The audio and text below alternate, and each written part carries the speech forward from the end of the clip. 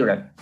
ఏం లేదు, ఆర్థికంగా దెబ్బతీయాలి అన్నటువంటి రాజకీయం ఆంధ్రప్రదేశ్లో గత 3 టర్మ్స్ నుంచి నడుస్తుంది. 2014-19లో భారతీయ సిమెంట్స్కి సంబంధించి కావచ్చు, లేకపోతే వీటికి పల్నాడులో ఉన్నటువంటిది మొన్న కూడా రద్దు చేశారు కదా.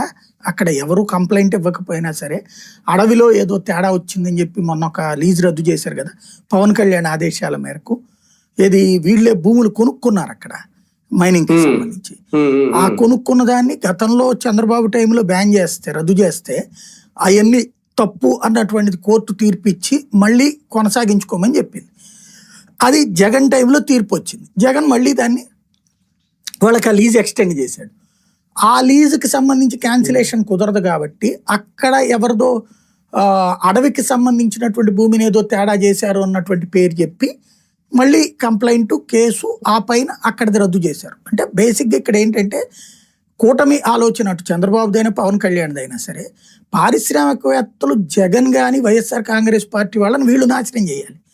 అదే సందర్భంలో ఎందుకు వీళ్ళ కక్ష అంటే వీళ్ళ వాళ్ళని దెబ్బతీశారు అన్నటువంటిది. ఏది అమర్ రాజా బ్యాటరీస్ వాళ్ళని అప్పుడు ఇబ్బంది పెట్టారు, అట్లాగే కొంతమంది పారిశ్రామికవేత్తలు వీళ్ళ వాళ్ళని ఇబ్బంది పెట్టారు అన్నట్టు వీళ్ళ ఆలోచన.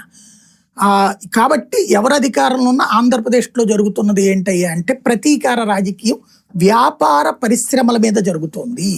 ఇప్పుడు హెరిటేజ్ని దెబ్బ కొట్టడానికి డైరెక్ట్గా ఆ కంపెనీని కాకుండా హెరిటేజ్కి సంబంధించినటువంటి పోటీదారైనటువంటి, అంటే పోటీదారు ఏం కాదు, పోటీదారుగా ఒకదాన్ని సృష్టించడానికి జగన్ ప్రయత్నించాడు. అమూల్ అనేటటువంటి ఒక కంపెనీని తీసుకొచ్చి ఇక్కడ పెంచి, ఈ అమూల్ అనే కంపెనీ ఎక్కడది, గుజరాత్లో ఉన్నటువంటి కంపెనీ.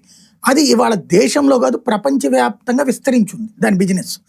దానికి ఇక్కడ గతంలో చంద్రబాబు టైంలో సహకార రంగంలో ఉన్నటువంటి అనేక చోట్ల మూతబడినటువంటి అన్ని ప్లేసెస్ ఏవైతే ఉన్నాయో అవన్నీ అమూల్ చేతికి ఇచ్చేసి అమూల్ నెంబర్ 1గా ఎదగాలని చూశాడు. అంటే జగన్ ఇక్కడ స్పర్ధలో ఒక అద్భుతమైనటువంటి ఆలోచన చేశాడు. ఏంటి, హెరిటేజ్ని డైరెక్ట్గా మూసేసి, ఇప్పుడు హెరిటేజ్కి సంబంధించి ఇక్కడ ఆఫీసులు ఉన్నాయి, వాళ్ళ ఫ్యాక్టరీలు ఉన్నాయి, అవి మూసేసే కుట్రలు ఏం పనలేదు. దానికి పోటీగా